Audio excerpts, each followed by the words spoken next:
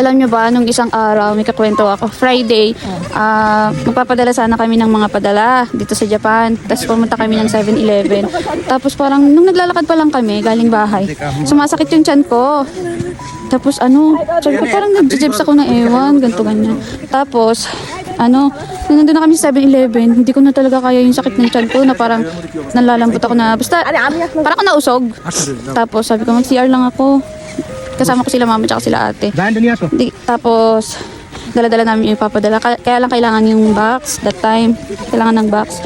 Tapos, alam nyo ba, mga isang oras ako nasa CR ng 7-Eleven. Hirap na hirap. Parang ako LBM na na nahihilo na sobrang sakit ng tiyan ko. Tapos tinatanong ko sila mama, sila ate, mama, paano ba pag nagle-labor? Ano bang symptoms, ganon. Tapos sabi nila, sabi ko nagalaw naman si baby. Pero masakit talaga yung tiyan ko, tapos parang hindi ko na kaya, ganyan. Dadasal na ako. Sabi ko, wag naman sanang mga anak ako ng maaga pa.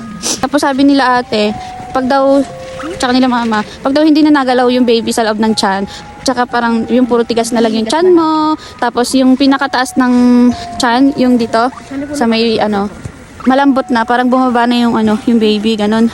Yun na daw yung parang manganganak na. Tapos, medyo nakampante ko kasi magalaw si baby that time. Pero iba talaga yung pakiramdam ko, nilawain ako nila mama, nila ate. Ganyan. Tapos medyo umaki yung pakiramdam ko, kaya lang yung LBM ko hindi na ako nahihilo that time, hindi na ako na iba na yung pakiramdam. Pero nagtatay pa rin ako. Tapos 2 days akong nagtayo, tapos hanggang sa dugo na lang yung ko, dinudumi ko, tapos nag-aalala na ako kasi sabi ko, mami, puro nang dugo na yung dinudumi ko, ganyan. Tapos sabi nila, saan ba galing? Sure ka ba na galing sa pet? Baka kasi mga anak ganyan. Tapos sa sa pet na galing. Parang sobrang LBM, dudugo na yung dinumi ko. Tapos yun. After 2 days, syempre bawal naman uminom ng gamot, kaya kung ano na lang yung kinain kong solid food, tas fruits, ganyan. Okay na rin naman.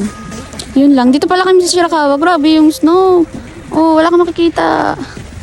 Yan. Yung ilog, naging naging yelo. Wala kang makikita.